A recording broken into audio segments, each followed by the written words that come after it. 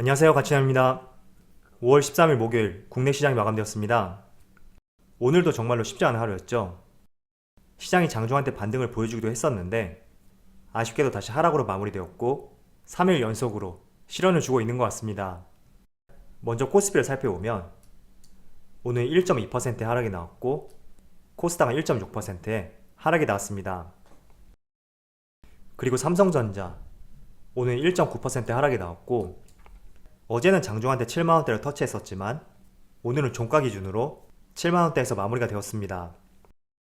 그리고 SK하이닉스 마찬가지로 1.7% 하락이 나왔고 최근 반도체 관련주들 참 시간이 필요한 구간인 것 같아요. 물론 다른 종목들도 마찬가지겠지만 그 중에서도 반도체 관련주들이 가장 어려움을 겪고 있는 시점인 것 같습니다. 그래서 타이밍을 놓쳤다면 저는 지금 가격에 연연할 것이 아니라 조금은 긴 안목으로 하반기 그리고 연말 이런 시점을 도모할 구간이라고 보여주고 있습니다. 자, 그리고 경기 민감주 포스코 같은 경우에도 오늘 4% 하락이 나왔고 반대로 현대차는 1% 가까운 상승이 나왔습니다. 물론 기아차는 소폭의 하락이 나오긴 했지만 확실히 이번 주의 흐름을 보고 있으면 시장 상황이 좋지 못했지만 자동차 관련주들 조금은 생각을 달리할 필요가 있는 그런 시점인 것 같습니다. 자, 그럼 바로 수급을 한번 살펴보겠습니다. 먼저 코스피의 수급을 살펴보면 오늘도 외국인이 큰 폭의 매도세를 보여주었고 기관이 소폭의 순매수를 보여주었습니다. 외국인은 오늘 하루 종일 매도세를 보여주었고 기관은 매수폭을 키웠지만 오후가 되면서 조금은 매수폭이 줄어들었고 그로 인해 주가가 상승하지 못했다고 볼 수가 있습니다. 이어서 코스닥도 마찬가지로 기관과 외국인의 동반 매도세가 나왔고 동일하게 지금 3거래일째 연속적인 하락이 나오고 있습니다. 그리고 삼성전자도 기관과 외국인의 동반 매도세가 나왔고 하이닉스도 마찬가지로 기관과 외국인의 동반 매도세가 나왔습니다. 그리고 포스코는 외국인의 순매도가 나왔지만 기관이 소폭 순매수를 보여주었고 이어서 현대차를 보시면 현대차는 오늘도 기관이 강한 매수세를 보여주었습니다. 물론 외국인은 순매도를 보여주었지만 오늘도 마찬가지로 기관 주체를 보시면 모든 주체들이 매수세를 보여주었죠. 그리고 기아도 마찬가지예요. 기아는 현대차하고 달리 외국인의 매도폭이 좀 컸다고 볼 수가 있는데 그래도 기관 주체를 보시면 모든 주체가 매수세를 보여주었습니다. 그래서 수급적인 측면을 봤을 때는 확실히 기관 쪽에서 자동차 관련주를 긍정적으로 보고 있다고 확인해 볼 수가 있습니다. 이어서 오늘 상승 업종을 살펴보면 은행, 보험, 음식료, 통신업, 금융, 의약품까지 이런 업종들이 상승을 보여주었고 여기서 은행하고 보험, 금융업 같은 경우에는 금리 인상에 대한 수혜주로서 분류를 해볼 수가 있습니다. 그래서 확실히 오늘 업종만 본다면 금리 인상에 대한 우려감이 충분히 시장에 반영이 되고 있다. 이렇게 볼 수가 있습니다. 지금 우측의 보험업종을 보시면 흥국화재 우선주를 제외하고 모든 종목이 상승이 나왔죠. 자, 그럼 주체별 매매 동향에 대해서 살펴보도록 하겠습니다. 5월 13일 외국인이 가장 많이 매수한 종목은 하나에어로스페이스, 삼성화재, 호텔신라, SK텔레콤, 신세계 이렇게 5종목을 순매수 상위 종목을 올렸습니다. 그리고 기관을 살펴보면 현대차, 삼성바이오로직스, 코웨이, 기아, CJ일제일제당 이렇게 5종목을 순매수 상위 종목을 올렸습니다. 자, 오늘 3거래일 동안 코스피가 참 좋지 못했는데 이 아시아 증시에 비해서는 조금은 선방을 보여주고 있거든요. 자, 오늘 니케이 같은 경우에도 무려 2.5%의 하락이 나왔고 대만 시장도 1.5%의 하락이 나왔습니다. 그래서 국내 시장도 참 좋지 못했지만 주변 국가들도 상당히 좋지 못했던 하루였다. 이렇게 볼 수가 있습니다. 자, 그럼 이어서 어제 종료되었던 미국 시장을 한번 살펴보겠습니다. 어제 S&P 500 약 2.1%의 하락이 나왔었고 지금 차트 흐름을 보시더라도 60일선 근처까지 주가가 많이 내려왔습니다. 그리고 나스닥은 2.7% 하락이 나왔고 지금 121선 아래에서 종가가 형성이 되었습니다. 그래도 과거에는 121선을 지켜주었었는데 이번에는 121선을 하회하면서 국내 시장과는 달리 4월 말부터 이렇게 꾸준하게 하락세가 이어지고 있습니다. 마지막으로 다우지수. 다우지수도 2% 하락이 나왔고 지금 흐름이 S&P 500하고 조금은 비슷한 것 같습니다. 자, 이렇게 어제 미국 증시의 흐름을 보신 분들이라면 오늘 국내 시장도 정말 어려운 하루가 되겠구나 이런 생각들 많이 하셨을 거예요. 그래서 더 어려워지기 전에 시초가에 던지고 보자 이런 생각들을 많이 하셨을 거고 실제로 코스피 지수의 흐름을 보더라도 개장과 동시에 이때가 가장 하락폭이 컸다는 것을 알 수가 있습니다. 그래도 지수가 많이 반등을 보여주었고 그에 따라서 다시 상승을 보여주었던 그런 종목도 있거든요. 자, 그렇다면 어제 미국 증시 왜 이렇게 하락이 나왔을까 한번 살펴본다면 제가 며칠 전부터 여러분들에게 미국의 4월 소비자 물가지수가 오늘 새벽에 발표할 것이고 우리가 이 부분을 한번 체크해보자 이런 말씀을 드렸습니다. 그런데 소비자 물가지수, 다른 말로 CPI라고 하는데 시장 예상치를 크게 웃돈 4.2%가 나오면서 미국 시장이 크게 반응을 했고 그에 따라서 미국 3대 지수가 모두 큰 폭의 하락이 나왔습니다. 자, 며칠 전만 하더라도 4월 소비자 물가지수는 약 3.6%에 해당될 것이다 이런 전망을 했었는데 지금 4.2%가 나왔다는 것은 시장 예상치를 크게 상회했고 테이퍼링에 대한 불안감이 시장에 조성이 되었다고 볼 수가 있습니다. 자, 그리고 이 소비자 물가지수를 보면서 어쩌면 앞당겨질 수 있는 테이퍼링 시기 여기에 대한 생각을 여러분도 같이 하면 좋을 것 같아서 한번 말씀을 들어보겠습니다. 자, 미국 연방준비제도 연준하고 국내 한국은행 약간의 차이점이 있거든요. 서로 물가 안정이라는 통화정책 목표 하에서는 동일한 자세를 취하고 있지만 연준에서는 물가 안정뿐만 아니라 완전 고용까지 통화정책 목표를 가지고 있습니다. 반면에 국내는 완전 고용보다는 금융 안정 쪽에 통화정책 목표를 갖고 있는데 지금 약간 딜레마가 있는 것 같아요. 이번 주 초에 발표되었던 미국의 4월 고용지표 이 4월 고용지표를 보면 실업률이 오히려 상승을 했고 고용률이 하락을 했습니다. 그렇다는 것은 연준이 목표로 하고 있는 완전 고용 이 완전 고용을 달성하기에는 조금은 무리가 있는 데이터라고 볼 수가 있거든요. 그런데 반면에 오늘 발표되었던 미국의 소비자 물가지수 이 물가지수를 보게 된다면 당장 테이퍼링 시기를 발표를 해도 이상할 게 없는 지표라고 볼 수가 있습니다. 그래서 완전 고용에 대해서 생각해보면 조금은 이른감이 있지만 물가 안정 측면에서 본다면 절대로 이르지 않은 수치이다 이렇게 볼 수가 있거든요. 그래서 이 사이에서 연준이 어떤 자세를 취할지 여기에 대해서는 전문가마다 의견이 다를 수가 있고 개인들마다 의견이 다를 수도 있다고 생각하고 있습니다.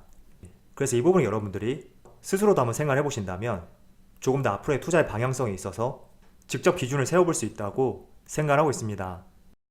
저는 개인적으로 이번에 발표된 소비자 물가지수가 시장에서도 의견이 있지만 일시적이지 않을까 이런 생각을 하고 있거든요. 그 이유 중에 하나가 일단 소비자 물가지수가 2%를 넘었던 시점이 올해 3월달하고 이번 4월달입니다. 그런데 작년에 한번 생각해보세요. 이 3월달하고 4월달 같은 경우에는 그 어느 때보다 시장이 좋지 못했던 그런 시점이었습니다. 그렇기 때문에 소비자 물가지수가 4%를 넘어서 크게 상승했다고 하더라도 과연 작년 기준을 비교하는 것이 얼마나 정확한 방법일까 여기에 대해서는 좀 의문이 있거든요. 그래서 이보다 더 중요한 것이 앞으로 5월, 6월 꾸준히 발표가 될 텐데 이 소비자 물가지수의 상승이 이번 4월처럼 크게 증가하는지 이런 점을 체크해보는 것이 상당히 중요할 것 같습니다. 자, 그리고 4월달 소비자 물가지수가 크게 상승한 요인 중에 하나가 올해 3월 초에 미국에서 경기 부양책을 통과시켰고 미국 국민들에게 많은 자금을 풀었거든요. 그래서 이 풀린 자금들이 실제로 소비로 이어지게 된다면 4월부터 본격적으로 이어질 가능성이 상당히 높았습니다. 그래서 아마도 4월달이 가장 높은 수치를 보여줄 것이고 5월달도 조금 높을 거라고 생각이 되고 있어요. 그렇지만 작년 3월달과 4월달 이 시점을 생각해보고 또 미국 정부에서 지급한 재난지원금 이 두 가지를 생각해봤을 때는 지금처럼 큰 폭으로 상승한 소비자 물가지수가 계속 이어지진 않을 것이다 이런 생각을 하고 있습니다. 물론 결과는 100% 장담할 수는 없고 정말로 정확한 데이터를 확인하기 위해서는 시간이 지난 뒤에 실제로 수치를 통해서 보는 것이 가장 정확한 방법입니다. 그렇지만 그 시점이 되기 전에 제 스스로가 한번 생각해 봤을 때는 조금은 일시적일 가능성이 높다. 이렇게 생각하고 있습니다. 그래서 여러분들도 이 현상을 보시면서 시장에 많이 돌고 있는 이런 의견들, 그런 의견들을 본인의 의견이라 생각하지 마시고 스스로 한번 생각해 보는 것도 상당히 중요할 것 같습니다. 왜냐하면 물가 상승에 따른 테이퍼링 이슈, 이런 것들은 꾸준히 회자될 것이라고 생각하고 있거든요. 때문에 스스로 의견을 한번 세워보시면서 시장을 한번 바라보셨으면 좋겠습니다. 자, 이렇게 물가 상승과 함께 금리 인상에 대한 우려감이 커지면서 다시 미국의 10년물 국채금리 오랜만에 또 상승세를 보여주고 있거든요. 4월부터 조금씩 정체를 보였었는데 이번 한 주죠. 조금 가파르게 상승을 한 것 같습니다. 그래서 채권금리 상승에 대해서 한 번씩 다시 체크를 해보시는 것도 중요할 것 같고요. 아마도 이런 혼란스러운 상황, 저는 6월까지도 이어질 가능성이 있다고 생각이 되거든요. 왜냐하면 연준에서 어떤 입장이 발표되지 않았기 때문에 시장에서는 나름대로 기준에 의해서 평가를 하고 해석을 할 수밖에 없습니다. 그런데 미국 FMCA가 6월달에 잡혀있기 때문에 그 전에 어떤 입장을 발표하기 전까지는 아마도 시장은 불확실성 속에서 혼란스러운 상황이 될 수도 있다. 이렇게 보여주고 있습니다. 사실 제가 가장 우려했던 것이 연준에서 테이퍼링에 대한 시기, 이 시기를 시장이 발표하게 된다면 그때는 시장에 충격파가 던져질 것이다. 이 점에서 우려를 했었습니다. 그런데 지금 시장을 보고 있으면 연준에서는 어떤 말도 없는데 이 테이퍼링 논의 시점에 대해서 마치 발표를 한 것처럼 시장이 움직이고 있거든요. 그래서 분명히 지금 구간은 연준에서 테이퍼링 이슈에 대해서 논의를 하겠다. 이런 발표에 상응하는 주가의 하락이 충분히 반영이 되고 있다. 이렇게 볼 수가 있습니다. 그래서 차라리 연준에서 언제부터 테이퍼링을 시행하겠다. 이런 발표를 하는 것이 오히려 시장의 혼란을 잠재울 수 있고 시장이 다시 추스릴 수 있는 그런 내용이 될 것 같습니다. 그래서 지금 구간은 참 쉽지 않은 구간이다. 이렇게 볼 수가 있고 이럴 때일수록 스스로 기준을 세우는 것이 혼란스러운 시장 속에서 자기만의 주관을 가질 수 있는 좋은 방법이 될 수가 있거든요. 그래서 반드시 그에 맞게 한번 대응을 해보셨으면 좋겠습니다. 자, 이런 거죠. 만약에 정말로 소비자 물가지수 상승이 일시적이다. 그렇게 생각하신다면 지금처럼 흔들리는 구간에서 지금 유망한 산업들, 유통, 소비재 이런 쪽의 종목들을 저가에서 매수할 수도 있고 나는 테이퍼링과 금리 인상에 대해서 조만간에 이루어질 것 같다. 이런 생각이 드신다면 조금은 한 발 물러나서 이 금리 인상과 관련된 종목들, 금융주라든지 보험주 그런 종목으로 포트를 변경할 수도 있습니다. 그래서 이런 부분들 잘 생각해 보셨으면 좋겠습니다. 자, 그리고 최근에 코로나 백신과 관련해서 위탁 생산 소식이 많이 들리고 있는 것 같아요. 어제는 삼성바이오로직스에서 화이자 코로나 백신을 위탁 생산하겠다. 이런 소식이 발표가 되었고 물론 사측에서는 사실 무근이다. 이렇게 공식적인 발표를 하였지만 그래도 주가의 상승을 봤을 때는 여전히 기대감을 갖고 있다. 이렇게 보고 있는 것 같습니다. 자, 그런데 저는 코로나 백신 위탁 생산과 관련해서 우리가 한번 주목을 해보는 것도 상당히 좋을 거라고 생각하고 있습니다. 일단 화이자는 모르겠지만 이 모더나의 위탁 생산과 관련해서 조금은 추정할 수 있는 내용들이 국내에서 확인이 되고 있거든요. 대표적으로 지난 4월 중순에 모더나 실무진들이 국내의 제약사 공장을 방문했고 또 최근에 자사 홈페이지에서 한국 총괄 매니저를 고용한다. 이런 공고가 나오기도 했습니다. 그래서 백신을 국내에서 위탁 생산하는 것이 아니냐 이런 관측에 무게가 실리고 있는데 아마도 문재인 대통령의 방미 일정에 맞춰서 어떤 좋은 결과가 나올 가능성이 상당히 높다고 생각하고 있습니다. 실제로 청와대 정책실장이 한 라디오 방송에 나와서 다음 주 한미 정상회담의 주요 의제 중에 하나가 바로 백신 파트너십이다. 이렇게 직접 언급을 하였거든요. 그리고 국내에서도 코로나 백신 접종률에 대해서 조금은 뒤처지고 있다. 이런 의견들이 많잖아요. 또 대통령이 미국을 방문한다는 것은 단지 담소로 나누기 위해서 그렇게 가는 경우는 없을 거예요. 아마도 어떤 성과가 있어야 되고 그 성과가 납득이 되어야 되는데 그 중에 하나가 바로 코로나 백신이지 않을까 이런 생각을 하고 있습니다. 그래서 실제로 위탁 생산을 하게 된다면 어떤 기업이 될지는 어느 누구도 알 수는 없습니다. 그렇지만 이와 관련된 내용에 대해서 한번 여러분들 관심을 가져보시고 내가 어떤 기업의 위탁 수주를 받을지 조금은 여기에 대해서 확신이 없다면 최근에 살아나는 소비의 기조에 맞춰서 이런 이슈가 확정이 된다면 다시 한번 소비와 관련된 종목들 조금 더 강하게 치고 올라갈 수 있는 하나의 시점이 될 수가 있거든요. 그래서 나는 어떤 기업이 될지 모르겠다.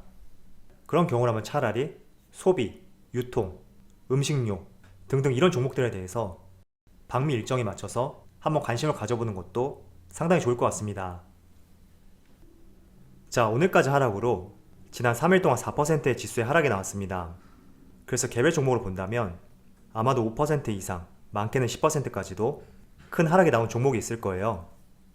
그래도 어쨌든 오늘 우려했던 부분들, 옵션 만기일도 끝났고 또 지표가 부정적으로 나왔지만 4월 소비자 물가지수 발표, 이 발표 시점도 지났기 때문에 내일은 재료 소멸과 함께 반등이 나올 수 있는 그런 하루가 되었으면 좋겠습니다.